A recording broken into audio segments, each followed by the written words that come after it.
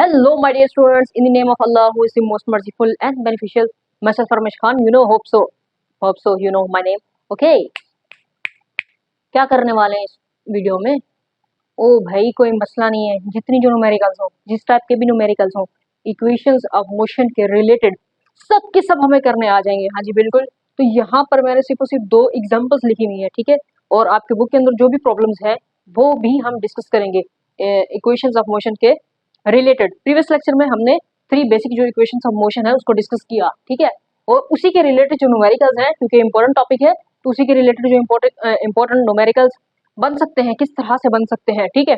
तो उसी को हम देखेंगे. आपने जब भी कोई भी न्यूमेरिकल हो उसको सोल्व करना, उसको मैं तरीका आपको बताऊंगी कि आपने सोल्व कैसे करना है, ठीक है. और इस टॉपिक के रिलेटेड आपने जो है ये याद रखना है कि जो इक्वेशंस ऑफ मोशन है वो फ्री बॉडी के लिए, फ्री फॉलिंग बॉडीज के लिए हम एक्सेलरेशन जो है यूनिफॉर्म एक्सेलरेशन एक ही जगह पे जी यूज करते हैं, ठीक है. अब यहाँ पर कोई भी ऐसा ऑब्जेक्ट है तो इसकी जो इनिशियल वेलोसिटी है वो है 0, ठीक है. यहाँ पर इसकी जो इनिशियल वेलोसिटी है वो है 0, ठीक है. अब मैं यहाँ पर इसकी इनिशियल वेलोसिटी क्या है, 0 है. अब मैं इसको क्या कर रही हूँ, फॉल कर रही हूँ नीचे, ठीक है. तो जैसे ही ग्राउंड में पहुंचेगा, फॉल करेगा, यानी इसकी जो फाइनल वेलोसिटी होगी फिर बाद में क्या हो जाएगी, 0, ठीक है. या फिर मैं इसको इस तरह से फेंकती हूँ, इस तरह से, ठीक है. तो इसकी इनिशियल वेलोसिटी 0 थी, ये ऊपर किसी एक खास हाईएस्ट पॉइंट पर गई है, फिर नीचे वापस आई है, ठीक है. ऐसे ये किसी एक खास पॉइंट पर यहाँ तक आई है ना, तो यहाँ पर इसकी जो फाइनल वेलोसिटी होती है वो क्या होती है, 0 होती है, ठीक है. और जो ग्रेविटेशनल एक्सेलरेशन है, अगर हम इस तरह से बॉडी को फॉल करते हैं इस तरह से अपवर्ड, ठीक है, अपवर्ड, तो ग्रेविटेशनल एक्सेलरेशन क्या होता है, नेगेटिव. अगर हम इस तरह से डाउनवर्ड फॉल करते हैं किसी बॉडी को तो ग्रेविटेशनल एक्सेलरेशन क्या होता है, पॉजिटिव. उसकी वैल्यू क्या होती है फिर 10 मीटर पर सेकेंड, ठीक है. मीटर पर सेकेंड, ठीक है. 10 मीटर पर सेकेंड स्क्वायर ग्रेविटेशनल एक्सेलरेशन, या फिर 9.8, ठीक है. और ये पॉजिटिव कब है, नेगेटिव कब है, मैंने बता दिया. ये चीजें याद रखनी है. अब इसी को दिमाग में रखते हुए ना न्यूमेरिकल को सोल्व करते हैं, ठीक है. अब यहाँ पर क्या कहता है कि भाई एन आयरन बॉब. अब यहाँ पर उसने आपको बताया कि एक आयरन बॉब है, ठीक है. बॉब जो होता है ना बॉल की तरह का होता है, ठीक है, गोल गोल आयरन का बना हुआ, ठीक है. अब वो आयरन बॉब जो है उसको क्या किया इसने, इस ड्रॉप किया from the top of the tower, ठीक है.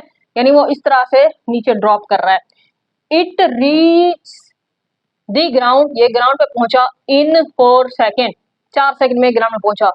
अब फाइंड क्या करना है, फाइंड करने के लिए अब आपको फोकस किस चीज के ऊपर करना है कि आपने ये फोकस नहीं करते रहना यार आयरन बॉब क्या होता है, क्या होता है, क्या होता है. ओ भाई, जो भी चीज होती है इस चीज पे फोकस नहीं करना. आपने ये फोकस करना है उसने जो आपको वैल्यूज दी हैं वो कौन कौन सी हैं, और आपने जो फाइंड करना है वो क्या है, ठीक है. तो सबसे पहले यूं देख लेते हैं कि हमारे पास जो 3 बेसिक इक्वेशन ऑफ मोशन है वो कौन कौन सी है, ठीक है. पहली, दूसरी, तीसरी. पहली हमारे पास स्टार्ट होती है V F is equal to V I जमा जी टी. दूसरी S is equal to V I T जमा 1/2 जी टी स्क्वायर. तीसरी, हाँ जी, 2AS is equal to V F का स्क्वायर माइनस वी आई का स्क्वायर, ठीक है. अब सबसे पहले यहाँ पर इसमें गिवन था हमें टाइम 4 सेकेंड, ठीक है. उसके बाद उसने हमें कहा है कि फाइंड करके दो हाइट को, और साथ में हमने वी एफ फाइंड करना है, ठीक है. तो यहाँ पर क्योंकि स्ट्राइक दी ग्राउंड पे जैसे स्ट्राइक करेगी तो उसकी फाइनल वेलोसिटी होगी, ना कि इनिशियल. और यहाँ पर हाइट है. अब ये जो डिस्टेंस कवर हो रहा है इसको हम हाइट का नाम भी दे सकते हैं. और यहाँ पर टाइम का यूनिट हमारे पास क्या है, सेकंड ही होता है. अगर मिनट में होता तो हम इसको सेकंड में चेंज करते. तो सबसे पहले ये देखना है वी एफ के लिए फार्मूला लगेगा ये पहला, ठीक है. मतलब V F is equal to, सबसे पहले वी आई इनिशियल वेलोसिटी क्या है, 0. कोई भी चीज़ है उसने फॉल किया, पहले उसकी वेलोसिटी थी 0, इनिशियल वेलोसिटी उसकी 0 है. फिर उसके बाद जमा जी, उसने फॉल यूं कराई चीज को, ठीक है. तो वो जी हमारे पास क्या होगा, प्लस में 10, यहाँ पर हमारे पास आ जाएगा 10, ठीक है. और उसके बाद क्या है, टी. टी क्या है हमारे पास जी, टी हमारे पास है जी 4. तो मतलब ये तो हो गया 40 सेकेंड. 4 सेकेंड नहीं बल्कि हम किस चीज को फाइंड कर रहे हैं, फाइनल वेलोसिटी. तो ये अभी मीटर पर सेकेंड, 40 मीटर पर सेकेंड की वेलोसिटी यहाँ पर आ गई है आपके पास, ठीक है. फाइनल वेलोसिटी कितनी है, 40 मीटर पर सेकेंड. अब क्या फाइंड करना है भी, हाइट. अब इसको इस फार्मूले से भी कर सकते हैं, इसको भी कर सकते हैं, क्योंकि दोनों जगह पे क्या है, एस है. तो मैं दूसरे से कर रही हूँ, ये एस इज इक्वल टू, अब वी है यहाँ पर इनिशियल वेलोसिटी 0 है, ठीक है. तो ये 0 हो जाएगा. जीरो मल्टीप्लाई करेगा टाइम के साथ जीरो प्लस 1/2। अब यहाँ पर जी मेरे पास क्या आएगा 10 और यहाँ पर टी क्या आएगा भाई टी 4 है, 4 का स्क्वायर 16। तो मतलब इज इक्वल टू ये हो गया मेरे पास 2 5 बर 10 मतलब 5 और यहाँ पर मल्टीप्लाई और अभी 16 तो मतलब ये कितना आएगा भाई ये 80 है मेरे ख्याल से। ठीक है ये 80 मीटर हमारे पास क्या आ गया भाई। यहाँ पर ये हमने डिस्टेंस जो है वो भी फाइंड कर लिया। दूसरा देखो अभी दूसरा देख लेते हैं। दूसरा क्या है हमारे पास कोई भी चीज उसने वर्टिकली अप की है। ठीक है वर्टिकली अप करने के साथ साथ उसने वेलोसिटी भी बताई है। Velocity of the arrow when it leaves the बो इज 30 मीटर पर सेकंड। उसने इनिशियल वेलोसिटी भी बता दी है। ठीक है अगर वो नहीं बताता तो फिर वो जीरो ही होती। ठीक है और वो जिस पॉइंट पर वो इस तरह से अपवर्ड उसने कोई चीज वर्टिकली अपवर्ड फेंकी है तो एक हाईएस्ट पॉइंट पर उसकी फाइनल वेलोसिटी जीरो होगी। तो अब आपको पता चल गया इनिशियल वेलोसिटी क्या है उसने बता दी है और जी की वैल्यू क्या है जो कि माइनस में आएगी और उसके साथ साथ आपको इसका वी एफ का भी पता चल गया जो कि जीरो है। फाइंड क्या करना है टाइम को और हाइट को। ठीक है अब यहाँ पर सबसे पहले मैं कौन सी इक्वेशन उठाऊंगी वी एफ वाली। उसके लिए ये वी एफ है is equal to V I जमा जी टी। अब V F minus V I हो जाएगा is equal to G T.